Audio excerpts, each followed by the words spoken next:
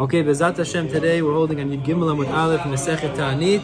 We're holding towards the bottom of the page, which is Amar Rava, the second to last line on the page. Yud Gimel Amud Aleph, Amar Rava, right there, end of the page.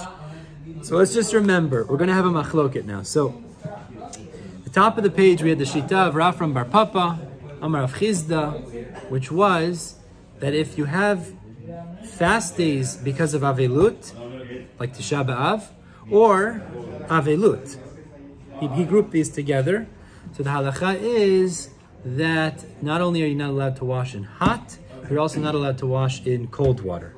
But if it's a fast day mishum ta'anug, you're only asur in hot, but you're allowed to wash in cold. Okay, that's what Rava Bar Papa said. Comes Rava, and Rava disagrees. Okay? Of course. Says Rava, exactly, if there was no argument, what we talk about. Amar Rava, says Rava, Avel mutar l'rchotz bitzonem kol shiv'ah. A mourner, right, a mourner, is allowed to wash in cold water all 7 days. Okay? Why does he say he's allowed to? So he brings a proof. Midi dehava abisra v'chamra.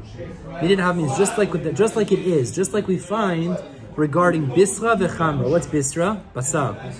He's allowed to eat meat, and chamra is wine. He says like this: just as an avel is allowed to eat meat and drink wine, so he's also allowed to shower in cold. It's considered the same degree of pleasure, or the same ana'ah of meat and wine is taking a cold shower. So since an avel is allowed to eat meat and he's allowed to drink wine, he's also allowed to take a cold shower. Now before we continue, I want to point something out. Rava's proof is from meat and wine. Now, on Tisha B'Av, which is a fast day because of Avelut, you're not even allowed to eat any food. Forget about meat and wine.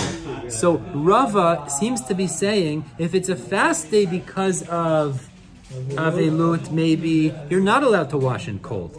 But Avelut, you are allowed to wash in cold. Does everybody hear that? During the 9 days. You see, during 9 days, you can't eat meat. The reason I'm pointing this out is because Rav Chizda did not make a chiluk. Rav Chizda grouped them together. Rav Chizda said, if it's a fast day of Avelut or Avelut, you're not allowed to wash in hot or in cold.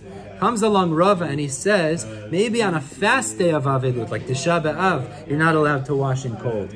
But Avelut itself, since you're allowed to eat meat and drink wine, it's the same degree of enjoyment as taking. You're also allowed to take a cold shower. But I'm just pointing out. I lose you. All right, no problem. It's late. I'm with the pincha from the morning. 8:30. So I asked Armando today. They threw it out. I have to get a new one. I don't know why I threw it out. I have to get a new one. Bezat Hashem, I'm going to get it. I don't know why I threw it out. A whiteboard. A whiteboard. Draw this out. It'd be very simple. I need a whiteboard. Yeah, I need a whiteboard. Because Papa, the name Mister says, Aval and the daven and fasting for Velus are the same. He says, right? And it's no hot nor cold. If you're doing it for Taanit, if you're doing it for, let's say, for the rain or something like that, then you can do cold. He is now saying, Rava is saying that you're allowed to do cold if you're in a velus, but if you're fasting, you can't. It seems you can't do cold. Everybody see that? Because what's his proof? What's his proof? Wait, we're talking about the fast itself, not fasting.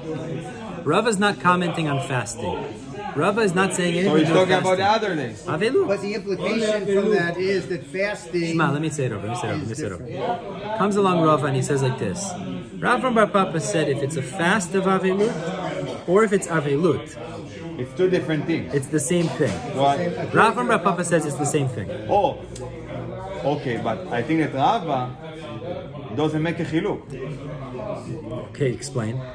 Because he's actually saying he's taking the situation of the fast day itself and he's talking about the 7 days of Rava didn't say anything about a fast day. Look at the words of Rava. Right. It doesn't say anything about a fast day. He's talking about Kol Shiv'ah. We're talking about the fast day. Rava didn't say anything about a fast day. Look at the words of Rava.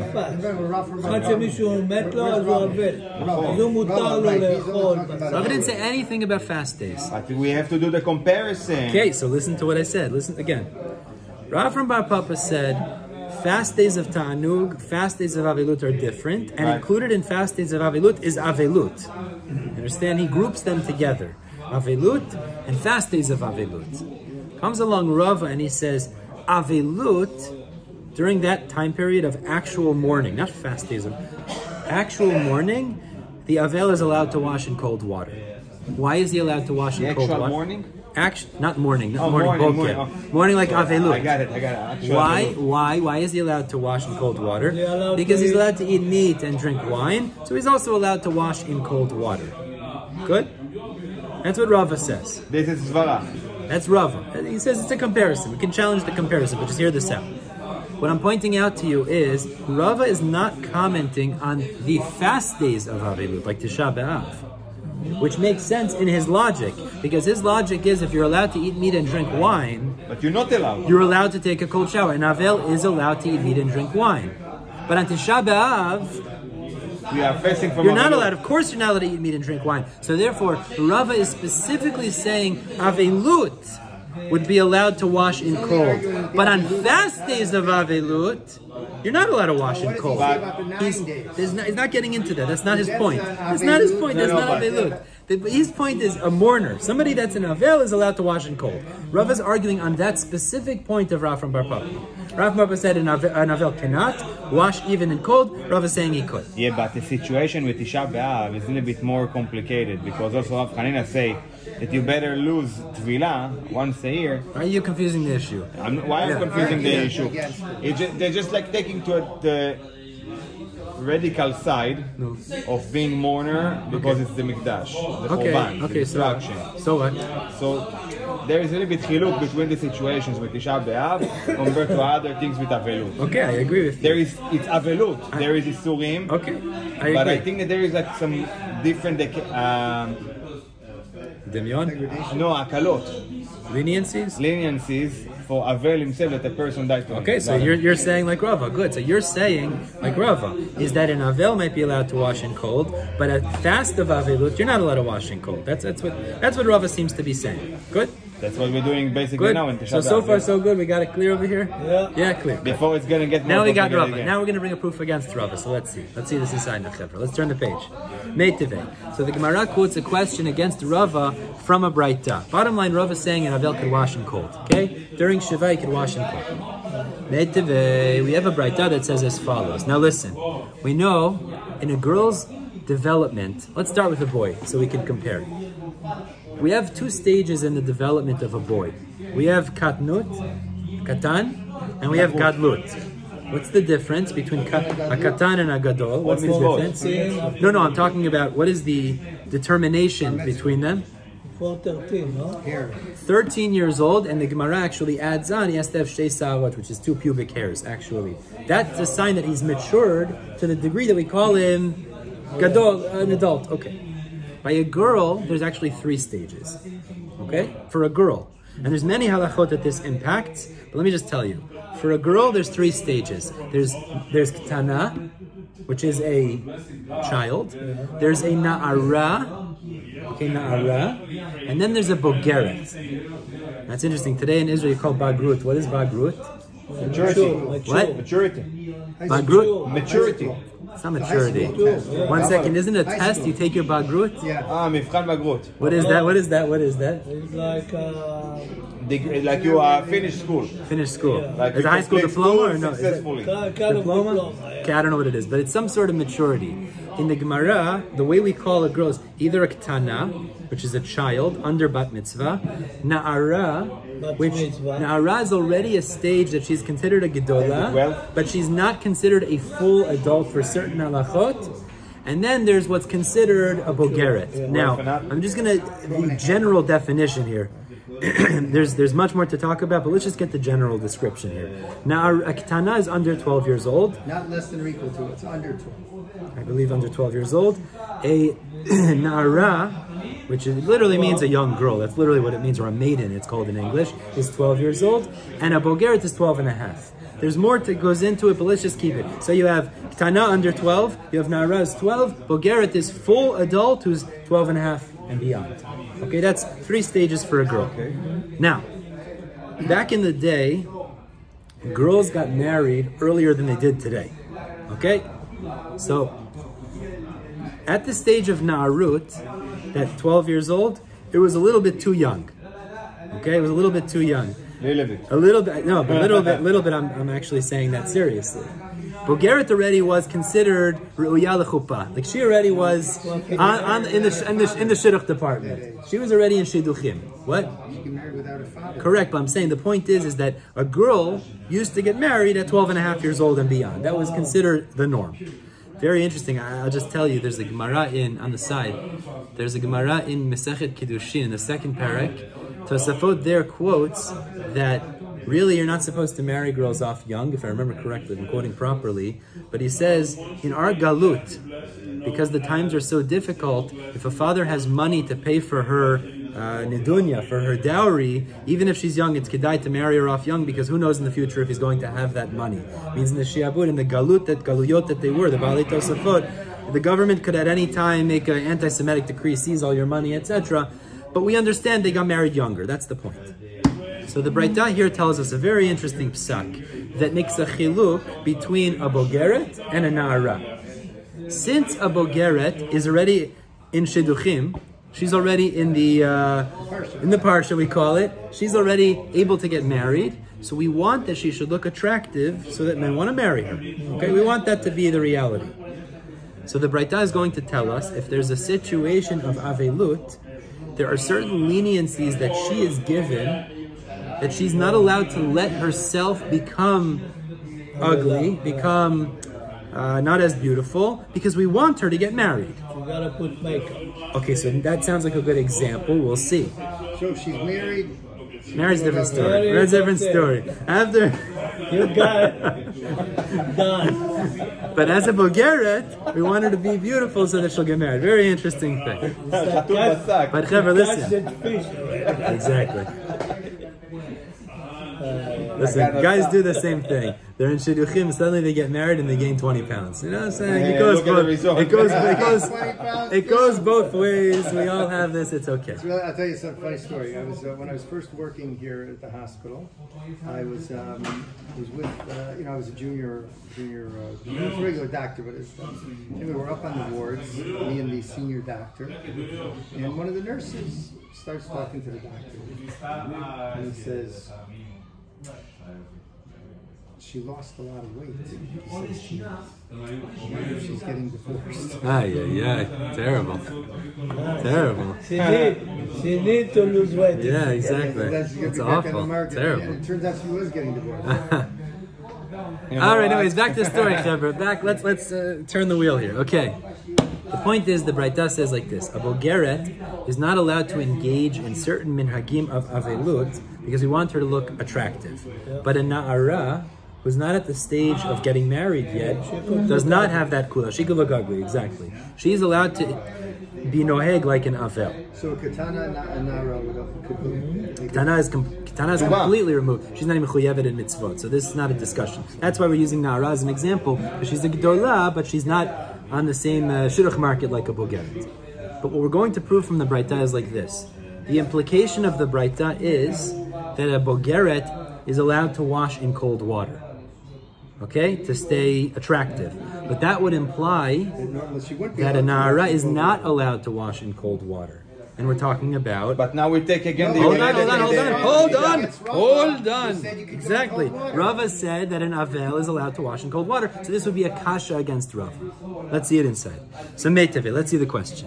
The Braita says, Eina bogeret rasha'a. Well, you give them a bet. Eina bogeret rasha'a lenavel et atzma. A bogeret is not rasha'a. Rasha'a means not allowed.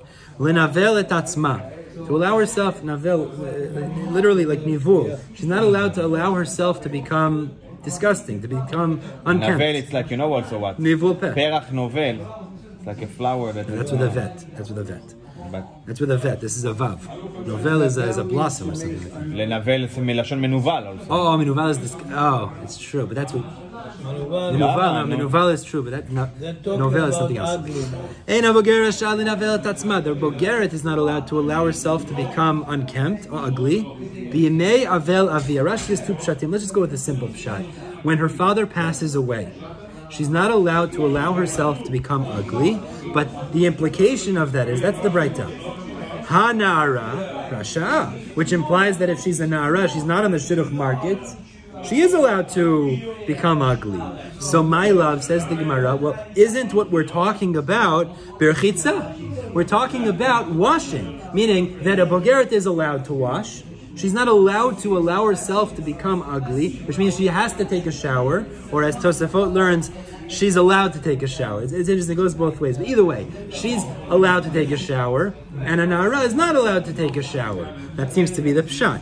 So the Gemara says, uvamai. What type of water are we talking about? Similar to what we had before. If it means that the bogeret can wash in hot water, and the nara can not wash in hot water, is it true what you're saying, that the bogeret is not allowed, but the bogeret is allowed, but sorry, it's a little confusing. Eina bogeret rasha means she's not allowed to allow herself to become ugly. Just to get that clear. Means, Eina bogeret rasha, is it true that the bogeret is allowed to wash in hot water and the nara is not allowed to wash in hot water? Is she required to wash? So that machloket rishonim actually. Is she mechuyav to wash? It's very interesting. Or is it that she has the leniency to wash? It goes two pshatim. But let's just stick to simple. If it means that she's not allowed to allow herself to become ugly, meaning she has to wash, and a nara is not allowed to wash in hot water, if that's what it means, but we know it's not true. Rav Chisda told us in the previous Amud, that an avel is not even allowed to put his finger in hot water. So you can't tell me that a bogeret is allowed to wash in hot water. That's impossible. If she's a avel, she's a mourner, certainly she's not allowed to wash in hot water, so that can't be the leniency. Elalav, so the Gemara says it must be bitzonen, that the bogeret is allowed to wash in cold water, and the na'ara is not allowed to wash in cold water. So says the Gemara, what do you see? You see that an avel is not allowed to wash in cold water. Kashan ran Rava. Na'ara but is required b'mitzvot? Yes. She's gdola. She's gdola. Oh. Yeah. And bogeret allowed to wash in tzonen. So it's basically the same leniency like nida and yoledet? Yeah. It doesn't have to get so confusing, but yes. Meaning, it seems to be there's a unique chiluk, a unique exception. What is? Since she's on the shidduch market, she can wash in cold. Now, it can't be hot because Navel is not allowed to put their finger in hot. So it must be she's allowed to wash in cold, which is mashma everybody else. You cannot wash in cold. Avel is not allowed to wash in cold. That's a kasha on Rava. Rava said that all Avelim are allowed to wash in cold water. But Rava said that you're allowed to because of the basar and wine. That's the kasha. Right, that's the kasha. It's a stira. It seems to contradict Rava. He say you're allowed, he will show you that you're not allowed. Rava says that a regular Avel is allowed to wash in cold water. The Braita says the only leniency is for a bogeret who's she's in shidduchim. But a nara, or another woman for that matter, is not allowed to wash if she's an avel. So you see, an avel is not allowed to wash in cold water. Kasha and Rav. Everybody hear the kasha? So now it's still deny Rava's opinion. Seems to be a kasha. So the Gemara answers, if you look at the words of the Braita, it doesn't say anything about washing. It's funny, Yosef was actually on the ball with this. It doesn't say anything about washing. What does it say? So she's not allowed to let herself get ugly. There's other things that could be read in to not allow herself to makeup. Meaning, maybe really she's not allowed to dressing. Maybe we're not talking about washing at all. It's nothing to do with washing. Because really, cold bichlal is mutar. That's not even a chidush. The chidush here, as we're about to say, is other forms of beautification. A regular avel is not allowed to put on other forms of beauty. A bogeret has to look good, so she's allowed to. But we're not talking about washing. So the Gemara answers, no, that's not what the Braita is talking about. A kichul upirkus. Kichul. What is kichul? Kichul is painting the eyes. Makeup. Putting makeup. Kachol. Concealer. Kachol is the concealer? No, kachol, they put blue. Kachol is blue. It's blue. They put the eyeshadows. No, that's blue. I don't think it means blue over here. Kachol means painting. It means this kind of painting the eyes. That's what it means. Eyeshadows. Yeah. So that's kichul. Meaning to say is regular girls in Avilut cannot put on makeup, but a bogeret is in shidduchim she could. And what's pirkus? So Rashi learns pirkus means washing the hair. Her hair. She's allowed to wash her hair. But the point that we're making is, that's what Rashi explains. Rashi says something very interesting here actually. If you look at the Rashi, akichul about pirkus, he defines for us different terminologies of washing in Shas. You see that Rashi? Velo kamayri berchitza. It's not talking about washing the body. Klal. Pirkus b'sei'ar. Pirkus refers to washing the hair. Kibus. What's that? Some learn braiding also, but Rashi says pirkus b'sei'ar. Pirkus is washing or braiding the hair. Kibus b'bgadim. Kibus is washing clothing. And rechitza is beguf. There's different words the Shas uses to refer to different kinds of washing. Hair. So the point is, so that's where we're coming at is like this. When the Braita says a bogeret is not allowed to let herself get ugly, it has nothing to do with washing her body. We're not talking about washing her body. But there is leniency. Any Avel could wash their body in cold water. The leniency is most girls are not allowed to put makeup. Most girls are not allowed to wash their hair or braid their hair. It's different. But a bogeret is allowed to. So this is not a kasha on Rav at all because we're not even talking about washing the body. But why asur berchitza betzonen? I don't understand. It's not. It's not. According to Rav, it's not. General question. Why, even for Avel, why there is asur berchitza betzonen?